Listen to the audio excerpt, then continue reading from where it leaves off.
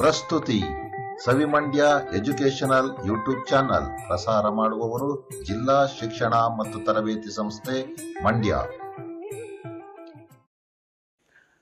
ಸವಿಮಂಡ್ಯ educational YouTube ಚಾನಲ್ಗೆ ನಿಮ್ಮೆಲ್ಲರಿಗೂ ಆತ್ಮೀಯವಾದಂಥ ಸ್ವಾಗತ. ಪ್ರೀತಿಯ ವಿದ್ಯಾರ್ಥಿಗಳೇ, ನಾವು ಹಿಂದಿನ ಸಂಚಿಕೆಯಲ್ಲಿ 9ನೇ ತರಗತಿಯ ವಿಜ್ಞಾನದ ಮೊದಲನೇ ಅಧ್ಯಾಯ ಯಾವುದು, ನಮ್ಮ ಸುತ್ತಮುತ್ತಲಿನ ದ್ರವ್ಯಗಳು ಅನ್ನುವಂಥ ಒಂದು ಘಟಕದ ಮೊದಲನೇ ಕಲಿಕಾ ಫಲ.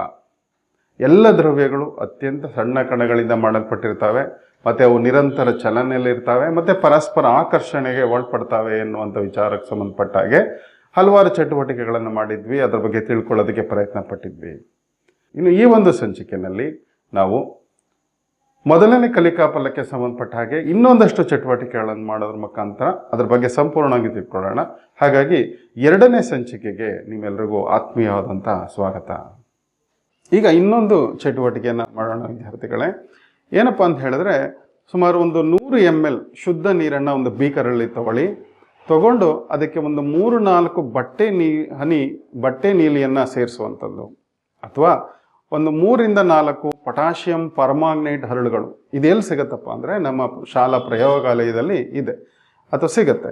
ಸೊ ಈ ಒಂದು ಪೊಟ್ಯಾಷಿಯಂ ಪರ್ಮಾಂಗನೇಟ್ ಹರಳುಗಳನ್ನು ತಗೊಂಡು ಆ ನೀರಿಗೆ ಸೇರಿಸಬೇಕು. ಸೇರಿಸಿ ಈ ಪೊಟ್ಯಾಷಿಯಂ ಪರ್ಮಾಂಗನೇಟ್ ಅಥವಾ ಬಟ್ಟೆ ನೀಲಿಯ ದ್ರಾವಣವನ್ನು ಮಾಡ್ಕೋಬೇಕು. ನಂತರ ಈ ದ್ರಾವಣದಿಂದ ಒಂದು 10 ml ದ್ರಾವಣವನ್ನು ತೆಗೆದುಕೊಂಡು ಮತ್ತೆ 90 ml ಶುದ್ಧ ನೀರಿಗೆ ಇನ್ನೊಂದು ಬೀಕರಲ್ಲಿ ತಗೊಂಡು ಅದಕ್ಕೆ ಸೇರಿಸಬೇಕು. ಹೀಗೆ ಅದನ್ನು ಸಾರರಿಕ್ತಗೊಳಿಸಬೇಕು. ಸೊ ಇದೇ ರೀತಿ ಪ್ರತಿ ಸಾರಿನೂ ಒಂದು 5-6 ಬಾರಿ ನಾವು ಈ ನೀರನ್ನು ಸಾರರಿಕ್ತಗೊಳಿಸಿ ಆ ನಂತರ ಏನಾಯಿತು ಅನ್ನೋದನ್ನು ನೀವು ಸ್ನೇಹಿತರ ಜೊತೆ ಚರ್ಚಿಸಿ ನಿಮ್ಮ ತೀರ್ಮಾನವನ್ನು ಹೇಳಿ. ಸೊ ವಿದ್ಯಾರ್ಥಿಗಳು, ಈ ಚಟುವಟಿಕೆಯನ್ನು ನಾವು ಹೇಳೋದಕ್ಕಿಂತ ಒಂದು ಸಾರಿ ನೋಡ್ಕೊಂಬರೋಣ. ಈ ಚಟುವಟಿಕೆ ಹೇಗೆ ಮಾಡೋದು ಮತ್ತು 3-4 ಸಾರಿ ಸಾರರಿಕ್ತಗೊಳಿಸಿದ ಮೇಲೆ ಏನಾಗತ್ತೆ ಅನ್ನೋದನ್ನು ಈಗ ವೀಕ್ಷಿಸಿ.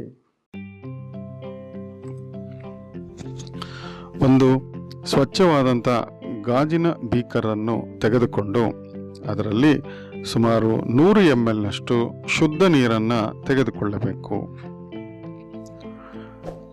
ಆ ನೀರಿಗೆ ಸ್ವಲ್ಪ ಪೊಟ್ಯಾಷಿಯಂ ಪರ್ಮಾಂಗನೇಟ್ನ ಹರಳುಗಳನ್ನು ಸೇರಿಸಬೇಕು. ನಂತರ ಪೊಟ್ಯಾಷಿಯಂ ಪರ್ಮಾಂಗನೇಟ್ನ ಹರಳುಗಳು ಸಂಪೂರ್ಣವಾಗಿ ಕರಗುವಂತೆ ಆ ನೀರನ್ನು ನಿಧಾನವಾಗಿ ಕಲಕಬೇಕು.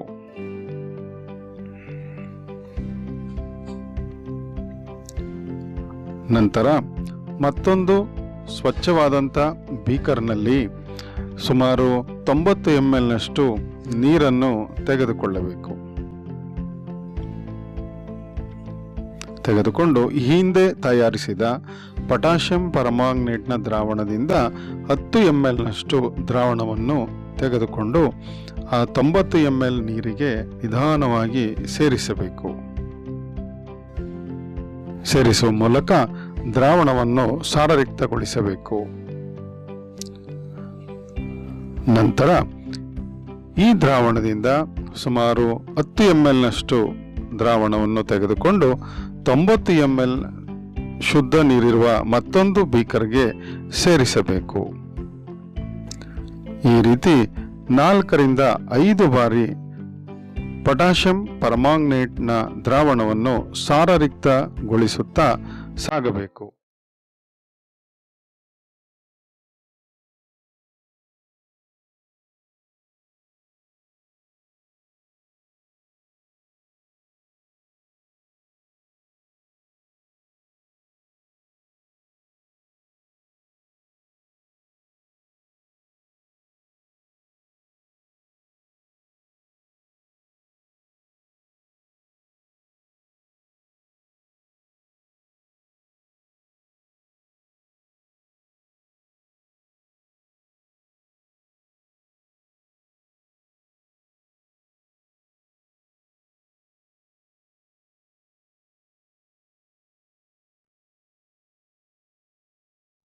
ಈ ರೀತಿ ಪೊಟ್ಯಾಷಿಯಂ ಪರ್ಮಾಂಗನೇಟ್ನ ದ್ರಾವಣವನ್ನು 4-5 ಬಾರಿ ಸಾರರಿಕ್ತಗೊಳಿಸಿದಾಗ್ಯೂ ಸಹ ನೀರಿನಲ್ಲಿ ಪೊಟ್ಯಾಷಿಯಂ ಪರ್ಮಾಂಗನೇಟ್ನ ನೇರಳೆ ಬಣ್ಣವು ಹರಡಿಕೊಂಡಿರುವುದನ್ನು ನಾವು ಕಾಣುತ್ತೇವೆ.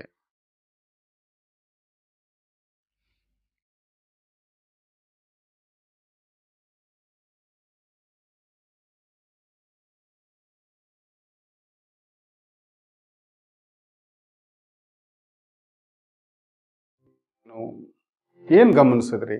5-6 ಬಾರಿ ಸಾರರಕ್ತಗೊಳಿಸಿದ್ರು ಕೂಡ ಏನನ್ನ ಗಮನಿಸಿದ್ರಿ? ಸೊ ಪೊಟ್ಯಾಷಿಯಂ ಪರ್ಮಾಂಗನೇಟ್ನ ಹರಳುಗಳು ಏನಿದಾವೆ ಇವು ಅತ್ಯಂತ ಹೆಚ್ಚಿನ ಪ್ರಮಾಣದ ನೀರನ್ನು ವರ್ಣಮಯ ಮಾಡುತ್ತೆ. ನಾವು 5-6 ಬಾರಿ ಸಾರರಕ್ತಗೊಳಿಸಿದ್ರು ಕೂಡ ಆ ಒಂದು ಪೊಟ್ಯಾಷಿಯಂ ಪರ್ಮಾಂಗನೇಟ್ನ ಗುಲಾಬಿ ಬಣ್ಣ ಏನಿದೆ ಅದು ಸ್ವಲ್ಪ ಸ್ವಲ್ಪ ಉಳ್ಕೋತಾ ಹೋಯ್ತು. ಸೊ ಹಾಗಾಗಿ ನಾವೇನು ತಿಳ್ಕೊಬೋದು, ಪೊಟ್ಯಾಷಿಯಂ ಪರ್ಮಾಂಗನೇಟ್ನ ಕೆಲವೇ ಹರಳುಗಳು ತಗೊಂಡಿದ್ರು ಕೂಡ ಅದು ಹೆಚ್ಚಿನ ಪ್ರಮಾಣದ ನೀರನ್ನು ವರ್ಣಮಯ ಮಾಡುತ್ತೆ. ಪೊಟ್ಯಾಷಿಯಂ ಪರ್ಮಾಂಗನೇಟ್ನ ಒಂದು ಹರಳಿನಲ್ಲಿ ಮಿಲಿಯಾಂತರ ಸಂಖ್ಯೆಯ ಸಣ್ಣ ಸಣ್ಣ ಕಣಗಳಿದ್ದಾವೆ. ಇವು ನೀರಿನಲ್ಲಿ ಹಾಕಿದಾಗ ವಿಭಜನೆ ಹೊಂದುತ್ತಾ ಹೋಗುತ್ತೆ ಮತ್ತು ವಿಭಜನೆ ಹೊಂದದಂಗೆಲ್ಲ ಸಣ್ಣ ಸಣ್ಣ ಕಣಗಳಾಗಿ ಇದು ಮಾರ್ಪಡುತ್ತೆ ಮತ್ತು ನೀರಿನ ಕಣಗಳ ನಡುವೆ ಹರಡ್ಕೊಳ್ಳುತ್ತೆ. ಹಾಗಾಗಿ 5-6 ಬಾರಿ ನೀರನ್ನು ಅಥವಾ ದ್ರಾವಣವನ್ನು ಸಾರರಕ್ತಗೊಳಿಸಿದ್ರು ಕೂಡ ಅದರ ಬಣ್ಣ ಪಿಂಕ್ ಬಣ್ಣ ಕಾಣಿಸ್ಕೊಳ್ತಾ ಇತ್ತು. ಸೊ ಇದರಿಂದ ಗೊತ್ತಾಗತ್ತೆ ಯಾವುದೇ ದ್ರವ್ಯಗಳು ಸಣ್ಣ ಸಣ್ಣ ಕಣಗಳಿಂದ, ಅದರಲ್ಲೂ ವಿಶೇಷವಾಗಿ ಪೊಟ್ಯಾಷಿಯಂ ಪರ್ಮಾಂಗನೇಟ್ ಏನು ಈ ಪ್ರಯೋಗ ತಗೊಂಡಿದ್ವಿ ಅದು ಸಹ ಸಣ್ಣ ಕಣಗಳಿಂದ ಆಗಿದೆ ಅಂತ ನಾವು ತಿಳ್ಕೊಂಡ್ವಿ. ಈಗ ಇನ್ನೊಂದು ಚಟುವಟಿಕೆ ಮಾಡೋಣ. ಏನು, 1 ಲೋಟ ನೀರಿಗೆ 1 ಚಮಚ ಸಕ್ಕರೆಯನ್ನು ಹಾಕಿ ಮತ್ತು ನಿಂಬೆ ರಸವನ್ನು ಹಾಕಿ ಮತ್ತು 1 ಚಿಟಿಕೆ ಉಪ್ಪನ್ನು ಹಾಕಿ ಚಟುವಟಿಕೆಯನ್ನು ಮಾಡೋಣ. ಸೊ ಈ ಚಟುವಟಿಕೆ ಹೇಗೆ ಮಾಡೋದು ಅನ್ನೋದನ್ನು ಈ ಒಂದು ಪ್ರಯೋಗವನ್ನು ವೀಕ್ಷಿಸಿ ಮಕ್ಕಳ. ಆನಂತರ 1 ಪ್ರಶ್ನೆಗಳಿಗೆ ನೀವು ಉತ್ತರ ಕೊಡಿ.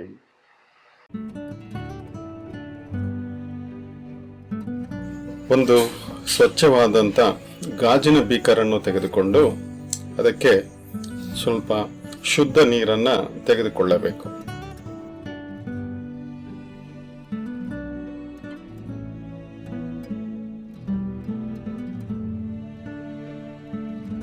ನಂತರ 1 ಚಮಚ ಸಕ್ಕರೆಯನ್ನ ನೀರಿಗೆ ಸೇರಿಸಬೇಕು. ಸೇರಿಸಿದ ನಂತರ ನಿಧಾನವಾಗಿ ನೀರನ್ನು ಕಲಕಬೇಕು. ಹೀಗೆ ಕಲಕುತ್ತಾ ಹೋದಂತೆ ಸಕ್ಕರೆಯು ನೀರಿನಲ್ಲಿ ಕರಗುವುದನ್ನ ಗಮನಿಸಿ. ನಂತರ ಸ್ವಲ್ಪ ಅಡಿಗೆ ಉಪ್ಪನ್ನು ನೀರಿಗೆ ಸೇರಿಸಿ ಮುಂಚಿನಂತೆ ಕಲಕಬೇಕು. ನೀರನ್ನು ಕಲಕಿದಾಗ ನಿಧಾನವಾಗಿ ಉಪ್ಪು ಕೂಡ ನೀರಿನಲ್ಲಿ ಕರಗುವುದನ್ನು ಗಮನಿಸಿ.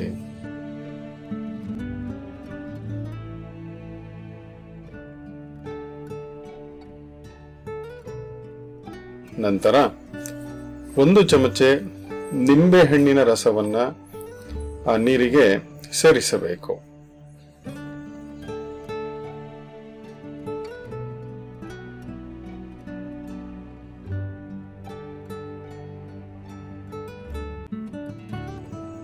ನಂತರ ನಿಧಾನವಾಗಿ ಈ ಮಿಶ್ರಣವನ್ನ ಕಲಕುತ್ತಾ ಹೋಗಬೇಕು. ಕಲಕಿದಂತೆ ನಿಂಬೆಹಣ್ಣಿನ ರಸವು ಸಂಪೂರ್ಣವಾಗಿ ನೀರಿನಲ್ಲಿ ಕರಗುವುದನ್ನು ಗಮನಿಸಿ. ಈ ದ್ರಾವಣದಲ್ಲಿ ಈಗ ನೀರಿನೊಂದಿಗೆ ಸಕ್ಕರೆ, ಉಪ್ಪು ಹಾಗೂ ನಿಂಬೆಹಣ್ಣಿನ ರಸವು ಸೇರಿರುವುದನ್ನು ನೀವು ಗಮನಿಸಬಹುದು.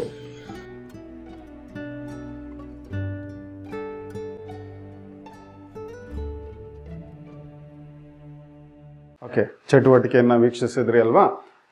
ಹೇಳಿ, ನೀರಿಗೆ ಹಾಕಿದಂಥ ಎಲ್ಲ ವಸ್ತುಗಳು ಏನಾದವು? ನೀರಿಗೆ ನಾವು ಸಕ್ಕರೆಯನ್ನು ಹಾಕಿದ್ವಿ, ನಿಂಬೆ ರಸವನ್ನು ಹಾಕಿದ್ವಿ, ಚಿಟಿಕೆ ಉಪ್ಪನ್ನು, 3 ವಸ್ತುಗಳನ್ನು ನೀರಿಗೆ ಸೇರಿಸಿದ್ವಿ. ಆ ಹಾಕಿದಂಥ ಎಲ್ಲ ವಸ್ತುಗಳು ನೀರಲ್ಲಿ ಏನಾದವು? ನೀರಿನಲ್ಲಿ ಏನಾದವು ಅಂತ ಹೇಳಿದ್ರೆ ಎಲ್ಲ ವಸ್ತುಗಳು ನೀರಲ್ಲಿ ಕರಗಿ ಹೋದವು. ನಿಮ್ಮ ಉತ್ತರ ಸರಿಯಾಗಿದೆ. ಹಾಗಾದರೆ ನೀರಿಗೆ ಹಾಕಿದ ಎಲ್ಲ ವಸ್ತುಗಳು ಎಲ್ಲಿ ಹೋದೋ? ನೀರಲ್ಲಿ ಕರಗಬಹುದು ಸರಿ, ಆದರೆ ಪ್ರಾರಂಭದಲ್ಲಿ ಇದ್ದಂಥದ್ದು ಆನಂತರ ಯಾಕೆ ಕಾಣಲಿಲ್ಲ, ಅಥವಾ ಅವು ಎಲ್ಲಿ ಹೋದೋ? ನಿಮ್ಮ ಉತ್ತರ ಸರಿ ಇದೆ. ಎಲ್ಲ ವಸ್ತುಗಳು ನೀರಿನಲ್ಲಿ ಏನಾದವು? ಸಣ್ಣ ಸಣ್ಣ ಕಣಗಳಾಗಿ ವಿಭಜನೆ ಹೊಂದುದು. ಯಾವಾಗ ಸಣ್ಣ ಕಣಗಳ ವಿಭಜನೆ ಹೊಂದುದು, ಅವು ನೀರಿನ ಕಣಗಳ ನಡುವೆ ಸೇರಿ ಹೋದವು. ಹಾಗಾಗಿ ಅವು ನಮ್ಮ ಕಣ್ಣಿಂದ ಕಣ್ಮರೆ ಆದವು.